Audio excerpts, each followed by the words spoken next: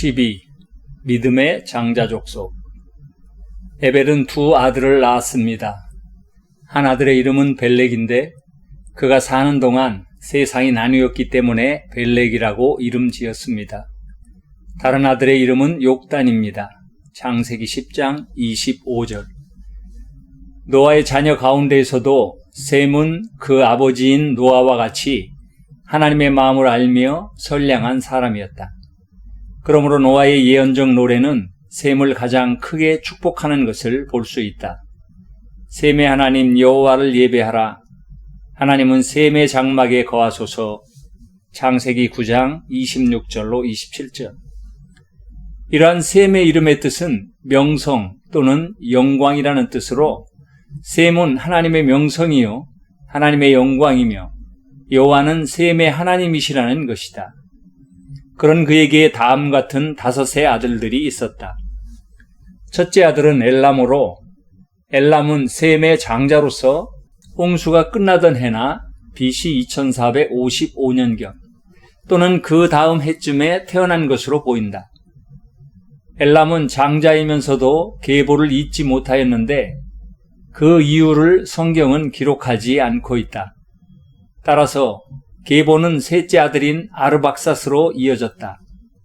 홍수가 끝난 후 노아의 아들들 셈, 함, 야벳의 후손들은 각각 흩어져 나라를 이루게 되는데 그때 엘람은 이란의 고원지대로 왔다.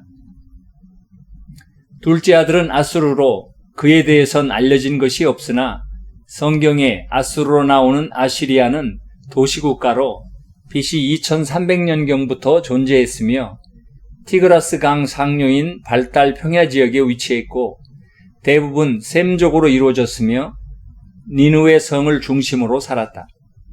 이 아시리아의 조상은 노아의 아들 셈의 한 아들인 아수르이며 원래 메소포타미아 왕들의 지배를 받았지만 기원전 18세기부터는 왕국을 형성하여 기원전 960년부터 350년간 아시리아는 세계에서 가장 먼저 제국을 형성하고 역사적으로도 오래 큰 왕국으로 존재했다.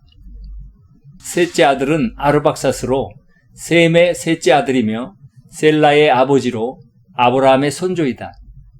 노아 홍수 후 2년 만에 태어나 35세에 셀라를 낳고 403년 후까지 483년을 살았다.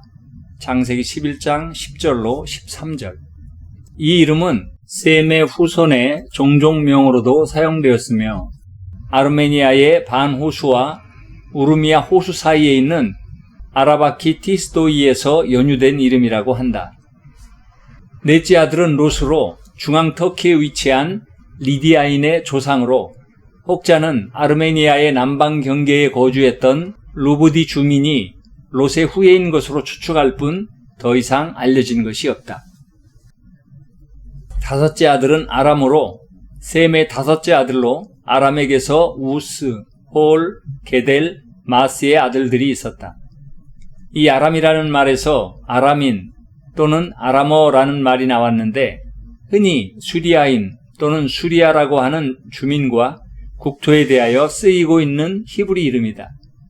창세기 10장 22절, 22장 21절에서는 원어의 읽는 법이 그대로 보존되어 셈 자손의 한 사람으로서 그들의 조상 이름으로 사용되고 있다.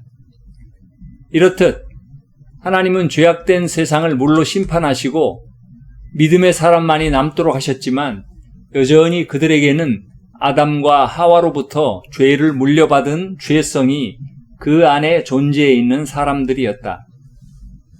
방주가 머물고 아들들과 함께 방주에서 나와 다시 평화로운 삶을 사는 중에 노아의 사소한 실수와 그를 대하는 함의 경솔함으로 인하여 이 땅에 다시 불행과 비극이 찾아오게 되었다. 함의 경솔함에 노아는 함을 저주하고 반면에 막내였던 셈은 노아로부터 믿음의 백성으로 하나님을 찬양하는 제사장이요 믿음의 장자에 대한 축복을 받게 된다. 더불어 야벳은 이 땅에서 창대해지는 복을 받을 것을 축복하지만 함의 후손은 이 두 형제의 후손의 종이 된다는 저주를 받게 된 것이다. 이 결과 함의 자손과 야벳이 예기치 않고 노아의 자손 대대로 피조물을 섬기는 사람들과 믿음의 사람이라는 후손으로 나뉘어 서로 싸우고 상처를 주는 악순환을 거듭하게 된다. 하지만 하나님은 새롭게 세운 노아를 통하여 이 땅이 하나님의 섭리하심 속에 하나님과 동행하는 인간들이기를 원하셨다. 그래서 노아를 통하여 세 아들 중에 가장 하나님을 잘 기억하고 섬기는 셈에게 제사장의 역할을 수행하고 하나님과 동행하며 나아가야 할 선민 중에 선민으로 택하셨다. 그래서 노아의 아들 중에는 셈을, 그리고 그 셈의 아들 중에는 셋째인 아르박삿을, 그리고 그 후손인 셀라와 그의 아들 에벨을 택하셨던 것이다. 그런데 놀라운 것은 이렇게 모든 계보 속에서 항상 장자나 믿음이 가장 온유한 한 사람만을 택하여 그 계보를 이어가게 하셨는데, 에벨의 대에 와서는 에벨의 두 아들인 벨렉과 욕단을 다 택하셔서 믿음의 계보를 이어가게 하셨던 것이다. 그렇게 하시기 위하여 아들을 두 민족으로 가르시고, 한 족속은 하나님이 세상을 창조하시고 나서 택하셨던 땅 인근에 두시고, 또 한 족속은 창조하신 땅의 동방으로 가서 거기서 하나님을 예배하고 훗날을 예비하게 하신 것이었다. 노아의 후손들은 셈과 함과 야벳을 통하여 이미 정하여진 대로 큰아들 야벳의 가족들은 그 땅을 출발하여 서쪽 방향을 향하여 나아가다가 다시 그리스와 인도, 러시아 등으로 이주해 유럽인의 조상이 되었다. 그의 아들 고멜은 아스그나스와 리밧, 도갈마라는 아들을 두고 고대 키메르 족속의 조상이 되었고, 마곡은 흑해 동북쪽 아랄레 지역인 스키타에인의 조상이 되었으며, 마대는 이란 북서부에 거주하던 메디안들의 조상이 되었고, 야와는 엘리사, 달시스, 기띔, 도다님이라는 아들들을 두고 그리스인의 조상이 되었다. 두발은 흑해와 카스피해 사이에 거주를 하였고, 메색은 흑해 남서 산간에 거주하였으며, 디라스는 에게해 연안에 거주하면서 후에 점점 더 사람들이 많아져 가자 후손들이 에게해 연안에서 해적 활동을 하므로 사람들에게 해를 끼치며 살아갔다. 야벳의 후손들은 이렇게 여러 나라를 이루고 방언과 종족과 그 나라대로 번성을 하여 갔다. 함은 그의 소원대로 남쪽으로 내려가 리비아, 이집트, 에티오피아와 신할 땅 바벨, 에렉, 아갓, 갈레로 시작하여 아수르, 니느웨, 르호보딜, 갈라, 레센과 가나안의 시돈, 그랄, 가사, 소돔과 고모라, 아드마, 스보임, 라사 등으로 이주해 주로 아프리카인들의 조상이 되었다. 그의 아들 중 큰 아들 구스는 그의 아들들 스바, 하윌라, 아라마, 스다, 도다, 삽드가, 니무롯과 함께 에티오피아인들의 조상이 되었고, 일부는 중국이나 일본의 역사에도 등장하는 경우가 있었으며, 특히 니무롯은 처음에 영골로 불리는 장사였다. 둘째 마스라임은 루딤, 아나밈, 루하빔, 납두힘, 가슬루힘, 갑도림의 아들들을 두고 이집트의 조상이 되었으며, 갑도림은 블레셋의 조상이 되었다. 셋째 붓은 좀 더 나아가 리비아인의 조상이 되었고, 넷째 가나안은 시돈, 헷이라는 아들을 두고 남쪽으로 내려가다가 제일 먼저 만나는 땅에 거하기를 희망하였는데 그곳 이름을 가나안이라 하였고, 후에 시돈과 그랄, 가사, 소돔과 고모라, 아드마, 스보임, 라사 땅 등으로 후손들이 퍼져나갔으며, 후에 여부스 족속, 아모리 족속, 기르가스 족속, 히위 족속, 알가 족속, 신 족속, 아라왁 족속, 스말 족속, 하맛 족속들의 조상이 되었다.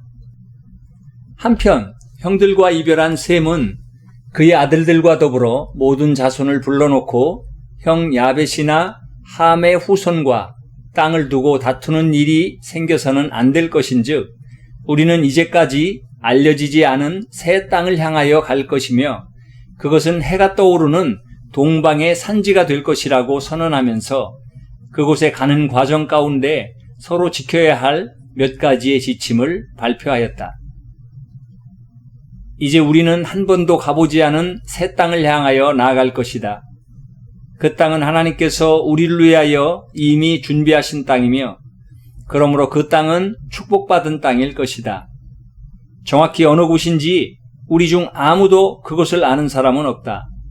다만 하나님께서 우리를 인도하실 것이며 가는 도중에라도 하나님의 뜻에 따라 언제 또는 어느 곳이라도 너희들 중에 그곳에 머물기를 원하거나 또 더 나아가기를 원하면 얼마든지 그렇게 할 수 있으니 그렇게 원하는 경우는 지체 없이 이야기를 하기 바란다. 우리가 살고 있던 대홍수 이전과 지금의 기후가 너무 달라져서 우리가 있는 이곳도 때에 따라서는 상당히 추워졌는데 앞으로 우리가 가야 할 곳은 이보다 더 춥고 어려운 길이 될지도 모른다. 그러니 참고 인내하며 하나님께서 인도하시는 곳에 도착할 때까지 마음을 굳게 하고 특히 요즘은 짐승들이 사람에게까지 덤벼드는 일이 잦아졌다고 하니 이동 중에 절대로 혼자서 떨어지는 일이 없도록 하여 짐승들로부터 공격을 당하지 않도록 주의해야 할 것이다. 이동할 때는 큰아들부터 시작하여 차례로 한 가족들끼리 이동을 할 것이며 그 안에서도 숫자가 많은 가족은 다시 가장이 자신의 가족을 책임지고 잘 보살피며 이동을 해주기 바란다. 그리고 또 하나, 우리의 목적지에 도착할 때까지 어떤 일이 있더라도 앞에서 이끄는 지도자를 절대로 순종하고 따라주기 바란다. 셈이 모든 자녀들을 불러놓고 앞으로의 일들에 대하여 소상히 이야기를 한 후에 출발하기 전에 단을 쌓고 양을 잡아서 하나님 앞에 제사를 드리며 기도를 하였다. 하나님, 일찍이 하나님께서 노아를 통하여 제사장으로 세워주시니 고맙습니다. 부디 말씀하신 대로 새 땅을 향하여 나아가는 믿음의 후손들에게 하나님이 함께하사 항상 지켜주시고 하나님을 기억하는 백성이 되게 하여 주시고 새 땅에서 마음껏 하나님의 영광을 돌려드리는 모든 후손들이 되게 하시옵소서. 셈이 이렇게 기도를 하자 모든 그의 자녀들도 새로운 각오를 다지며 새 땅을 향한 마음의 준비를 철저히 하였다. 드디어 출발의 신호가 떨어지자 셈의 모든 자녀들이 일사불란하게 셈을 따라 이동을 시작하였다. 그러나 그들이 가고자 하는 동쪽으로는 광대한 땅이 펼쳐지고 있었다. 이렇게 대대적으로 새 땅을 향하여 나아가는 이들은 채 하룻길도 못 가서 작은 사고를 만나게 되는데 비록 그것이 작은 사고라고는 하지만 그것이 동방을 향하여 나아가는 셈에게 있어서는 참으로 중대한 일이었다. 5 아들들별로 가족 단위로 뭉치게 한 후 순서대로 따라오도록 하였는데 최근 급격히 불어나기 시작한 날짐승들이 먹이를 찾지 못하게 되자 급기야는 사람들을 공격하는 일들이 부쩍 일어났는데 아담과 하와 시대에 죄가 들어오면서 짐승들도 악하여져서 포악하게 된 것이었다. 그리고 더 나아가서 노아의 홍수 이후에 그 홍수로 인하여 땅의 식물이 모두 물에 녹아버렸기 때문에 노아와 그 식구들이 방주에서 나왔을 때 먹을 것이 없어 하나님께서는 이 동물들을 먹어도 좋다고 허락을 하신 것이다. 모든 산 동물은 너희가 먹을 거리가 될지라. 창세기 9장 3절. 하지만 그것은 사람에게 먹을 곡물이나 야채나 과일이 없을 경우 비상식량으로 육식을 허용하신 것이다. 그러나 사람들은 하나님이 육식을 허락하시자 마구잡이로 동물들을 잡아먹었고 그러자 동물들은 이제 에덴 동산에서처럼 친숙하고 함께하는 존재가 아니라 사람들이 무섭고 두려운 존재이면서도 또한 경계하여 싸워야 할 대상이 되고 말았다. 셈의 후손에게 작은 사고라는 것은 바로 그 동물들이 대열 중에서 자녀가 없어서 가장 소수였던 롯의 가족들을 공격하였던 것이다. 다행히도 뒤에 쫓아오던 아람과 그 아들들이 나서서 짐승들을 함께 쫓아준 바람에 다행히 큰 문제는 없었지만 롯의 가족이 불안에 떨게 된 것이 문제였다. 그러다 보니 롯이 겁을 먹고 아버지인 셈에게 이런 상태로는 더 이상 가기 어려우니 자신은 가족들과 함께 이곳에 남겠다고 선언을 하고 만 것이다. 셈은 갑갑한 마음이 들어 그곳에서 며칠을 지내기로 하고 이곳은 사촌 형제들이 살 곳들과 너무 가깝고 또 그렇게 되면 서로 부딪히게 될 수 있는 기회도 많으니 좀 더 가보자고 설득을 하였지만 가족들을 대변하는 롯에게 더 이상 무어라 말을 해도 통하지가 않았다. 그래서 하는 수 없이 처음으로 롯의 가족을 그곳에 남겨두기로 하고 다른 가족들은 다시 갈 길을 향하여 발걸음을 옮겨갔다. 비록 가족의 숫자는 제일 적었지만 다 같이 함께 가다가 롯이 빠져버리자 다른 가족들도 왠지 힘이 빠지고 다졌던 마음들이 해이해져 버리고 말았다. 그런 분위기가 감돌자 한 달도 못 간 상황에서 셈의 자녀들은 대부분이 지쳤고 또 보이는 곳마다 안주하려고 들었다. 셈은 무엇인가를 결단해야만 하였다. 하루는 그래서 남은 아들들과 손자들을 불러놓고 다시 한 번 더 권면을 하지 않을 수가 없었다. 그래서 말하기를 지금 너희의 마음속에 불안과 걱정이 많은 것을 내가 안다. 그러나 그것들을 떨쳐버려라. 그 불안이 더 큰 불안과 근심을 갖게 할 것이고 또한 그것은 너희의 확신을 무너뜨리고 말 것이다. 그러나 한번 불안의 분위기에 사로잡힌 아들들은 그 말을 들으려고 하지 않았다. 하지만 아버지의 말씀을 어길 수도 없는 노릇이어서 아들들이 쉽게 결단을 못하게 되자 셈은 우선 그곳에서 어느 정도 정착을 하여 힘을 얻고 후손도 더 늘어나서 힘도 생기고 그러면 또 아들들의 생각도 바뀔 것이라고 생각을 하고 기다리기로 마음을 먹었다. 그 사이에 아이들이 속속이 새로 태어나고 자라서 다시 결혼을 하고 하면서 후손들이 부쩍부쩍 늘어만 갔다. 그렇게 그곳에 정착하여 사는 동안 어느덧 8년 정도의 시간이 지나갔고 아이들도 모두 새 힘과 용기가 날 즈음이었다. 그런데 바로 그 해인 BC 2018년에 셈은 생각지도 않은 슬픔을 만나게 된다. 셈의 셋째 아들인 아르박삿이 438세의 나이로 그곳에서 갑자기 숨을 거두게 된 것이다. 가족들이 그를 장사 지내고 나자 조금 힘을 얻었던 자녀들이 다시 장거리 여행에 대한 공포와 두려움에 휩싸이고 말았다. 셈은 이제 더 이상 한시라도 머물 수 없다는 결론을 내리고 동방으로 함께 가겠다는 자손만을 데리고 가야겠다는 결심을 굳혔다. 그리고 다시 모든 자손들을 불러서 자신과 함께 동방으로 갈 후손과 그냥 이 근처에서 남겠다는 후손을 가르기로 하였다.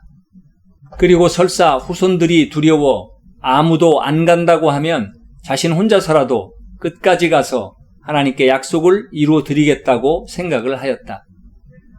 그리고는 아들들을 불러 함께 동방으로 갈 것인지를 직접 물으며 확인을 하였다. 그랬더니 그래도 믿고 힘이 되어줄 줄 알았던 큰아들 엘람과 둘째 아수르마저도 자신들은 이곳에 남겠다고 선언을 하였다. 그리고 셋째인 아르박삿은 얼마 전에 이미 세상을 떠났고 넷째 롯은 이미 그의 곁을 떠나가서 없는 상황이었고 이제 마지막 남은 다섯째 아들 아람에게 기대를 걸어볼 수밖에 없었다. 하지만 아람까지 눈치를 보며 그곳에 남겠다고 선언을 하자 그와 함께 갈 자녀는 없게 된 것이다. 그 말을 들은 셈은 온몸에서 힘이 빠져나갔다. 하나님을 향한 아버지의 마음을 알아주지 못하는 자식들을 보면서 또 그것은 모른다 할지라도 아버지의 길을 도와 함께 그 길을 가겠노라고 말하는 가족의 믿음과 의리조차 없는 이기적인 자녀들을 보면서 허전함에 아들들에 대한 배신감 같은 감정이 솟아올랐지만 처음 출발할 때 자신이 스스로 약속하였던 것을 생각하니 여기에서 멈출 수도 없었다.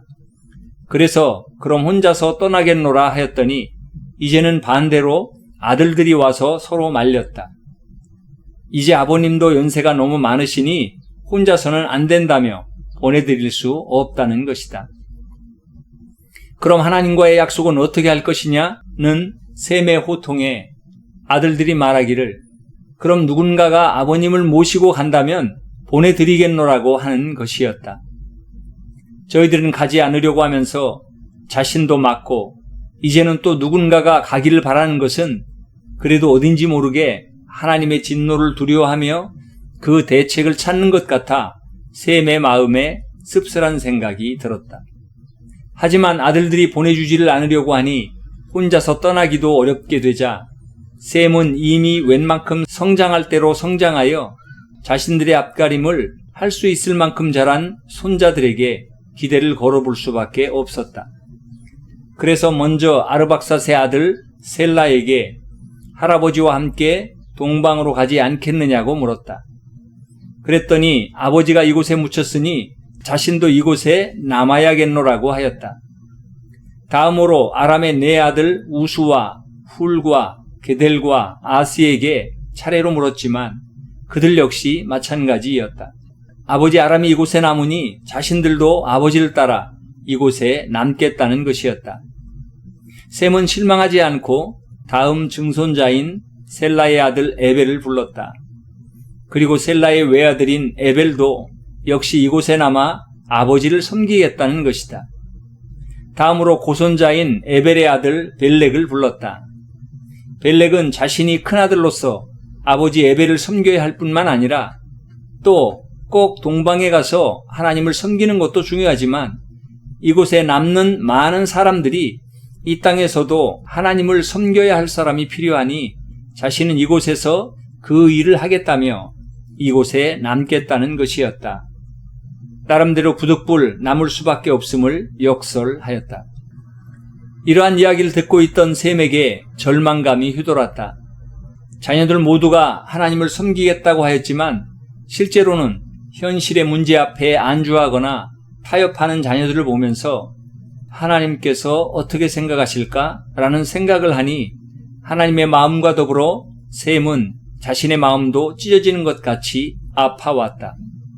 셈은 이러한 이야기들 모두가 그럴듯한 이유가 있었지만 실상은 고난과 역경의 땅으로 가기가 싫어서 회피하고 핑계를 대는 것이라 생각하지만 그렇다고 강제로 끌고 갈 수도 없는 노릇이고 그냥 두자니 훗날이 뻔히 보이는 일을 생각하니 셈의 마음이 더욱 아파왔다.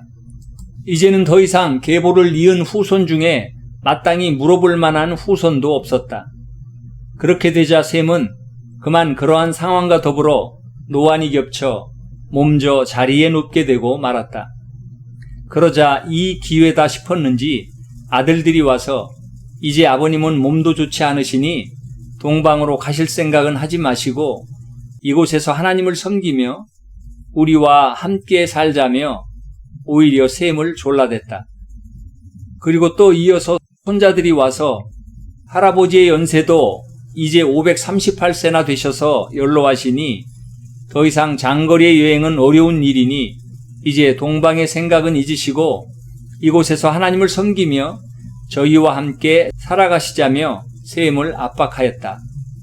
그러면 그럴수록 셈의 가슴 한편은 허전하기만 하였다. 현지에 남기로 한 다른 후손들은 자신들에게 불똥이 튈까 두려워서인지 그 이후 앞다투어 사방의 주변 지역으로 흩어지기 시작하였다. 이렇게 서로 영역을 넓히며 나아가는 과정에서 때로는 그 족속들 사이의 경계가 불분명하여 지역과 종족들이 서로 얽히게 되는 경우들도 발생을 하였다.